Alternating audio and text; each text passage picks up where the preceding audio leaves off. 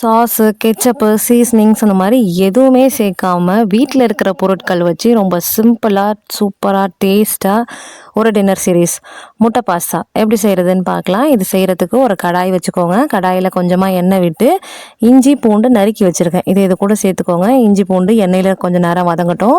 இது வதங்கினதுக்கு அப்புறமா நறுக்கி வச்சுருக்க ஒரு 3 பெரிய வெங்காயத்தை இது கூட சேர்த்துக்குவேன். வெங்காயத்துக்கு தேவையான அளவு உப்பு அது கூடயே சேர்த்து வெங்காயத்தை நல்லா வதக்கிக்கோங்க. வெங்காயம் நல்லா ஒரு மாதிரி ப்ரௌன் ஆகிற அளவுக்கு நல்லா வதங்கினதுக்கு அப்புறமா இதில் நறுக்கி வச்சுருக்க 2 தக்காளியை இது கூட சேர்த்துருக்கேன். தக்காளி நல்லா வேகிற அளவுக்கு மூடி போட்டு வேக வச்சுக்கோங்க. தக்காளி நல்லா வெந்ததுக்கப்புறமா இதில் 1 ஸ்பூன் மஞ்சத்தூள், வீட்டில் அரைச்ச குழம்பு மிளகாய் தூள், அப்புறம் வாசனைக்காக கரம் மசாலா போட்டுக்கோங்க. இல்லை சிக்கன் மசாலா இல்லை மட்டன் மசாலா இந்த மாதிரி எது வேணாலும் போட்டுக்கோங்க. இது 1 ஸ்பூன் போட்டுக்கோங்க. இது போட்டு நல்லா கலந்து விட்டு எண்ணெயிலேயே ஒரு 2 நிமிஷம் வேகட்டும்.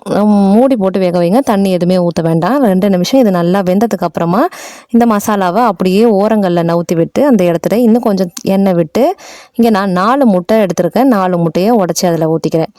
இது கூட முட்டைக்கு தேவையான அளவு கொஞ்சமாக உப்பு, இங்கே நான் மிளகு ஜீரகம் 2மே சேர்த்து அரைச்சி வச்சுருக்க பவுடர், இதையும் கொஞ்சமாக அது கூட போட்டு வேக வச்சுக்கிறேன். முட்டையை எடுத்த உடனே போட்டு கலந்து கிண்டிடாதீங்க. கொஞ்சம் நேரம் அது வேகட்டும். அப்போ தான் கொஞ்சம் பெருசு பெருசாக கிடைக்கும். இல்லைனா ரொம்ப மசிஞ்சிரும், முட்டை ஒன்றுமே இருக்காது பார்க்குறதுக்கு. ஸோ கொஞ்சம் நேரம் வெந்ததுக்கப்புறமா முட்டையும் மசாலா எல்லாம் ஒன்றா கலக்கிற அளவுக்கு கலந்துக்கோங்க. இதில் கொஞ்சம் ஈரப்பதம் இருக்கும்போதே நம்ம பாஸ்தாவையும் இது கூட சேர்த்து இந்த மசாலாவோட மிக்ஸ் பண்ணிக்கோங்க. ஸோ பாஸ்தா மசாலா முட்டை எல்லாமே ஒன்றா கோட் ஆகிற அளவுக்கு கொஞ்சம் நேரம் வெந்ததுக்கப்புறமா இது மேலே கை நிறைய கொத்தமல்லி தலையை தூவி விட்டு இன்னும் கொஞ்சம் நேரம் மூடி போட்டு வேக வச்சு எடுத்தீங்க அப்படின்னா நல்லா சூப்பர் டேஸ்டான முட்டை பாஸ்தா வீட்டில் இருக்கிற பொருட்கள் வச்சு ரொம்ப சூப்பராக செஞ்சாச்சு. குழந்தைங்களுக்கு மறக்காமல் செஞ்சு கொடுங்க. குழந்தைங்க விரும்பி சாப்பிடுவாங்க.